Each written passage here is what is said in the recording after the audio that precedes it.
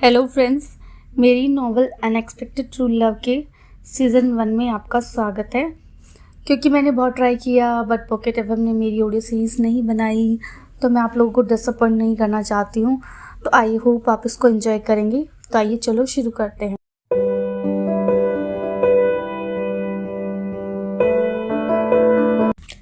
America, रात के 11 बजे, दिसंबर के महीने की काली सी रात।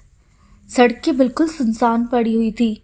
कभी कभी कोई इक्का दुक्का गाड़ी इस शांत वातावरण में कुछ देर के लिए हलचल पैदा करती थी और फिर सब वापस से शांत हो जाता था।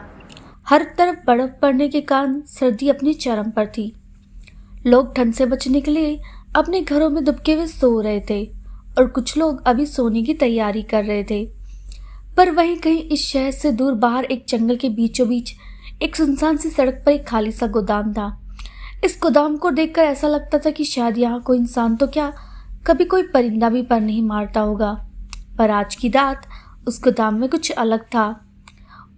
आज उस गोदाम के अंदर शायद कोई था जिसकी हल्की हल्की सिसकी की आवाज़ से उस सुनसान जगह पर कुछ हलचल पैदा हो रही थी। बाहर तो हर तरफ अंधेरा था, मगर अगर कोई इस गोदाम की खिड़की से अंदर झांके तो बहुत तेज रोशनी दिखाई पड़ सकती थी।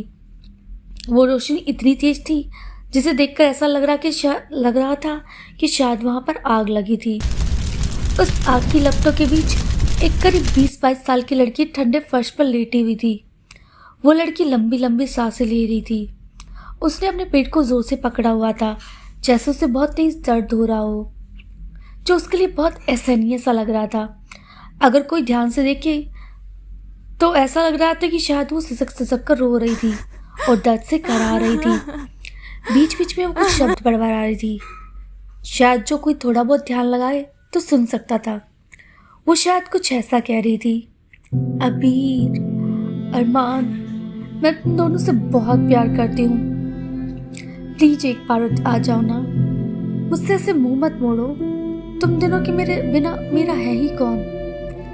पर यह शायद उसकी बदकिस्मती थी कि उस समय उसके वो शब्द सुनने के लिए उसके आसपास कोई भी नहीं था। क्यों? क्योंकि उस पूरी जगह पर बस वो अकेली ही तो थी। बाहर बर्फ पर एक गाड़ी के निशान थे जो शायद ज्यादा पुराने नहीं लग रहे थे। शायद अभी थोड़ी देर पहले कोई वहां से गया हो, ऐसा लगता था। शायद उसे इस हालत में कोई यहाँ पर जानबूझकर छोड़ के गया था। उस लड़की ने एक रेड कलर की सुंदर सी फ्लोर लेंथ की सिल्की ड्रेस पहनी हुई थी। उसके एकदम लंबे काले घने बाल उसके सुंदर चेहरे को ढक रहे थे। उस लड़की के हाथ के इंडेक्स फिंगर में एक ब्लू कलर की डायमंड की बड़ी सी बहुत ही सुंदर कीमती रिंग चमक रही थी। उस रंग के डायमंड में उसके चारों ओर लगी हुई आग रिफ्लेक्ट हो रही थी। उस आग को ऐसा देखकर लग रहा था जैसे कि वो आग उसके चारों तरफ किसी ने जानबूझकर लगाई है। कौन है ये लड़की जो इतनी रात में ऐसी जगह पर पहुंच गई, और कैसे वो इस हाल में आ गई? इस बात का क्या कारण रहा होगा? तो चलिए जानते हैं इस लड़की और उसकी ज़िंदगी के बारे में। वो लड़की कोई और नहीं, हमारी कहानी की मुख्य धारावाहिक की नायिका धवनी है। आग की लपटों में घिरी धवनी बेसुसी ज़मीन पर पड़ी एक पुराने से हाथ से बने खिलौने के गले लगाकर अपनी मौत का इंतज़ार कर रही थी।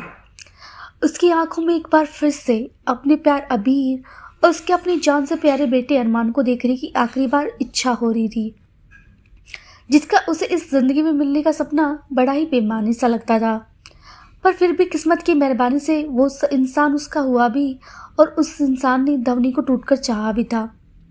मात्र 22 साल की उम्र में इतने दुख झेलने के बाद धवनी अपने प्यार अबीर और उसके बेटे अरमान से जो उसको प्यार मिला था, उसने धवनी के हर जख्म को भर दिया था।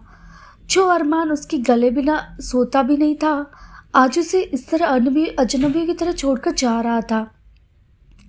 इसका कारण भी सिर्फ उसकी एक भूतकाल की गलती थी, एक बहुत बड़ी गलती जिसकी सज़ा वो हमेशा से भुगत रही थी, और अब भी उसे वो भुगतनी पड़ रही थी। उस गलती ने धवनी से उसका सब कुछ झटके में छीन लिया था।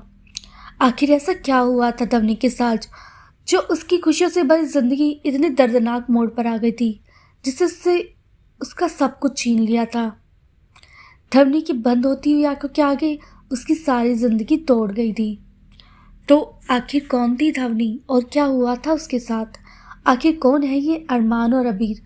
अगर आपको जानना है तो प्लीज़ बने रहिए मेरे साथ और मेरे चैनल को सब्सक्राइब कीजिएगा।